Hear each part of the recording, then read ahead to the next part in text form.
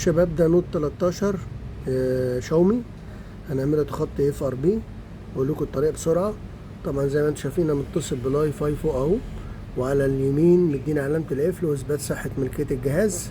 هنشتغل بسرعه وطريقه سهله ومش متعبه. نفتح برنامج اودين مسلم زي كده، بعدين هندوس على ستارت اف ار بي دي عشان يقدر يدخلني على جوجل. من هنا اروح دايس عرض كده، خلاص هو كده دخل على جوجل. احنا كده الجهاز بالنسبه لنا خلاص خلص. هنقول لا مش عايزين الاستخدام، خليكم معايا. هنيجي هنا في السيرش، هنعمل هنا انفروم،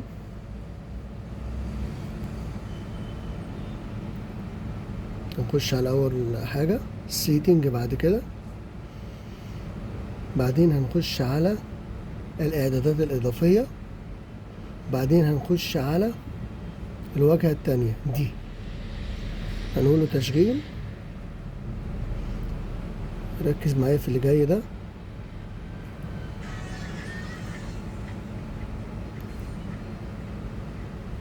متابعه، بقولك استخدام كلمة مرور، مش عايز كلمة مرور، أعلم باستخدام تاني. بعد كده هندوس تخطي. فتحت معايا الواجهة التانية أكني فاتح التليفون عادي. استنى عليها. خلاص كده الجهاز تحس ان هو شغال عادي، بس هو لسه احنا دلوقتي الواجهة الأولانية اللي عليها الاف ار بي دي الواجهة التانية. طب لو دخلت انا على حول الجهاز كده عشان اعمل له اعادة فورمات، يعني فورماتة مش هينفع. هنعمل ايه؟ هنرستره بس. هنيجي على الوضع ده كده، نضغط باور. ماشي.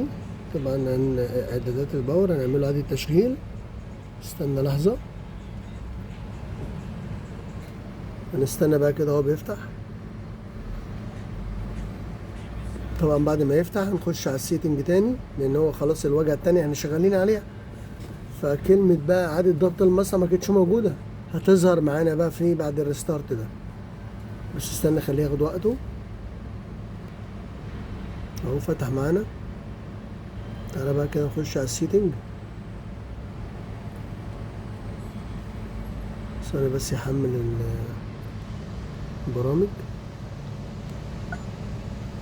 نخش على حول الجهاز من هنا، هنلاقي كلمة إعادة ضبط المصنع ظهرت اهي. هنعمل من هنا إعادة ضبط المصنع. هنستنى الرسالة دي بعد 10 ثواني. دي أسهل طريقة من غير برامج بقى، من غير وجع قلب بقى ولا أي حاجة. نستنى برضه 10 ثواني كمان.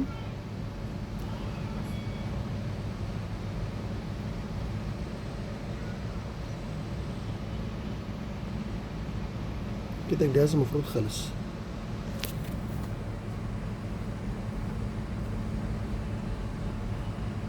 كده هو فرمت نهائي بقى الواجهتين كده خلاص. هيجيب لك الواجهه الاولى متفرمطه مش عليها اي حساب، والامور عندك تمام. عشان بس ما يطلعليش حد فزلوكه يقعد يقول لي لا ده انت فرمطت الواجهه التانيه، بس مفيش الكلام ده. احنا بنفرمط الجهاز كله كده، عادة ضبط مصنع كامل. فهمت؟ الجهاز فتح معانا اهو.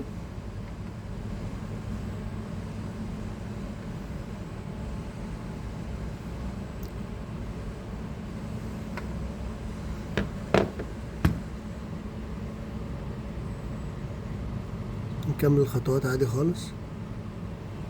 هنعمل تخطي بقى خلاص، لان هو خلاص علامة القفل فوق راحت. الموضوع خلص مفهوش اي مشكلة.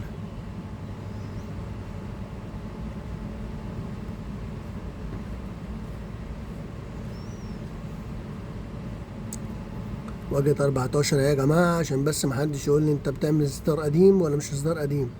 واجهة 14 اهو.